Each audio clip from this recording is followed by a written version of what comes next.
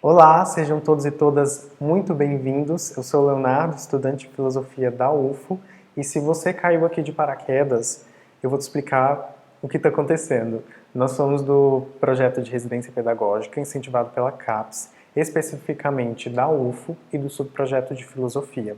Então, as boas-vindas para você que porventura encontrou esse vídeo no YouTube e também para os alunos do Frei Egídio, que é a escola com a qual nós trabalhamos especificamente. A aula de hoje é sobre liberdade e determinismo, que é um assunto muito comum do humano, porque em muitos momentos da nossa vida, acredito que nós nos perguntemos se afinal nós somos livres ou não, se existe livre-arbítrio ou não. Então, conforme nós vemos nos slides, eu começo com essa questão, né? Você já se questionou sobre a liberdade do ser humano e o porquê de nós fazermos determinadas, certas escolhas? Essa é uma questão que está na filosofia e de modo bastante presente. Nós temos, conforme nós vamos ver mais à frente, autores específicos que trabalharam esse tema. Conforme está no slide. Então, a questão é liberdade ou determinismo? Aí nós precisamos entender o assunto que está em jogo aqui. O que a gente, afinal, quer saber com essa pergunta?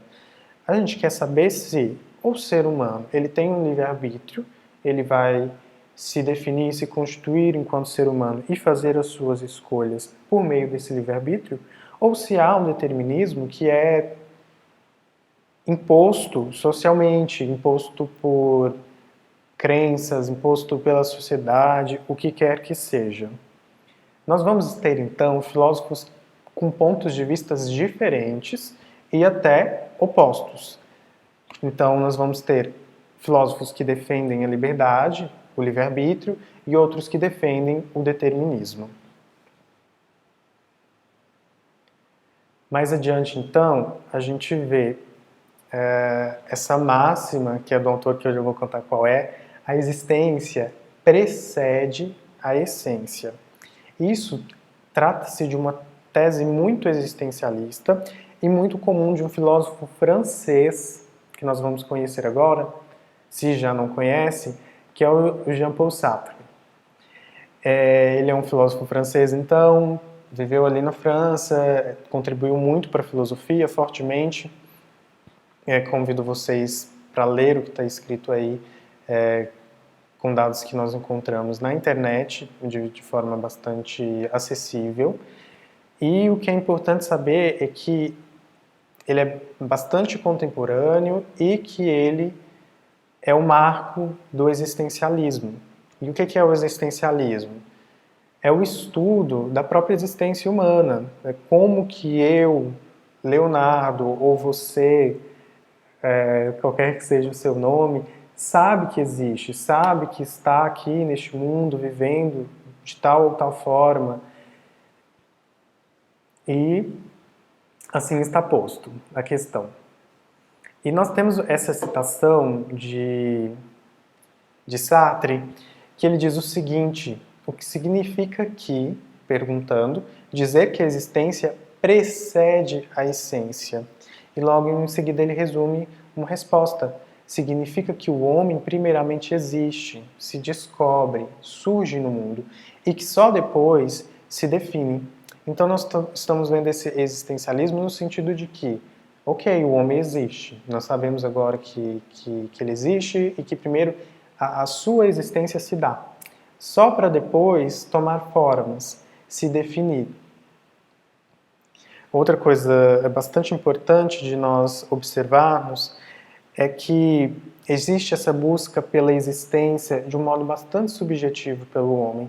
Então o homem está o tempo todo tentando se entender, entender a sua própria essência, entender o que é isso aqui, que é o humano, o que sou eu, o que é você aí do outro lado da tela.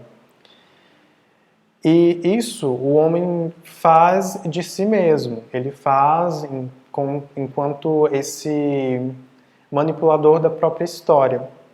Só que tem um ponto muito interessante em Sartre, que vai diferir ele dos outros autores e da autora que nós vamos ver logo em seguida.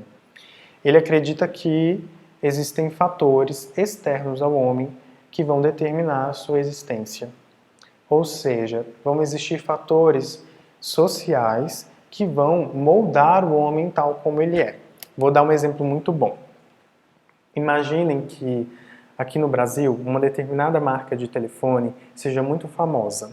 Então eu nasci brasileiro aqui no Brasil, conheço essa marca e vou passar a desejá-la como qualquer outra pessoa, porque ela é uma marca muito famosa.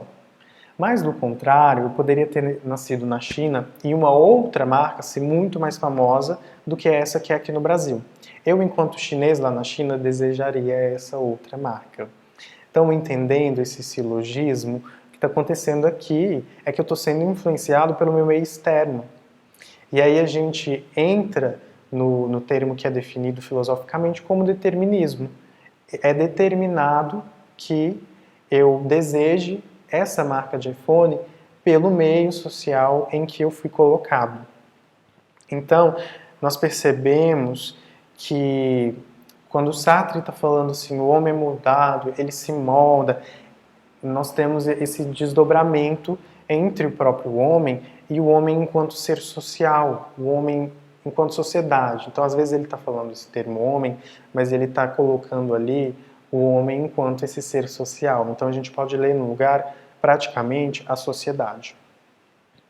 Isso é importante de não confundir, porque às vezes o homem define a si mesmo. E a gente esquece que estamos tratando do determinismo e se leva a pensar que então o homem tem o livre-arbítrio. Mas no caso, o Sartre não está defendendo isso. Ele não está defendendo o livre-arbítrio, tanto é que ele vai dizer com todas as palavras que o homem tem liberdade de escolha? Não tem, quer dizer, ele tem a liberdade de escolha incondicional, ou seja, não é definido. Já passando para uma outra temática, para o outro lado da moeda, a gente tem sobre o título de O Indivíduo e o Livre-Arbítrio, uma outra autora muito interessante que vai defender que sim, que o homem ele tem completo livre-arbítrio. Isso acontece, então, por essa autora aqui, Ayn Rand. Coloquei aqui novamente uma biografia dela que eu encontrei na internet, que vocês também podem acessar a qualquer momento, na qual ela vai defender, essa autora, o livre-arbítrio. Bom, para fechar aqui, só dizer que ela é uma filósofa bastante famosa, de origem judaico-russa, que vivia nos Estados Unidos, né, norte-americano. E vejamos essa citação dela, o que ela vai dizer, e já reparem a diferença. Quem não utiliza o seu discernimento nega a si próprio. O homem que afirma que quem sou eu para saber está afirmando quem sou eu para ser, para existir, para viver. Ou seja, o homem ele está o tempo todo se manipulando. Aqui então a gente tem um homem mais dono de si, é o que a gente pode dizer. Então quando ela está dizendo assim, ele está afirmando quem sou eu para saber, para existir, para viver, então ela está colocando esse racionalismo do homem como algo que vai trazer o seu discernimento, vai trazer o seu controle sobre a sua própria realidade. Passando então adiante, é basicamente isso que nós precisamos entender sobre a diferença entre esses dois autores. Então, em síntese, a gente tem de um lado a liberdade, ou seja, a gente tem de um lado o livre-arbítrio, no momento em que o ser humano ele vai conseguir fazer as suas escolhas por conta própria, e do outro lado a gente tem um determinismo de autores como Sartre, que acredita que o homem está constantemente sendo influenciado por uma coisa maior, que a gente pode entender aqui em termos mais práticos, a própria sociedade. Muito feliz que vocês tenham ficado comigo até agora. Eu estou finalizando o vídeo, convido vocês para se inscreverem no canal, estarem atentos a todo o conteúdo e até a próxima!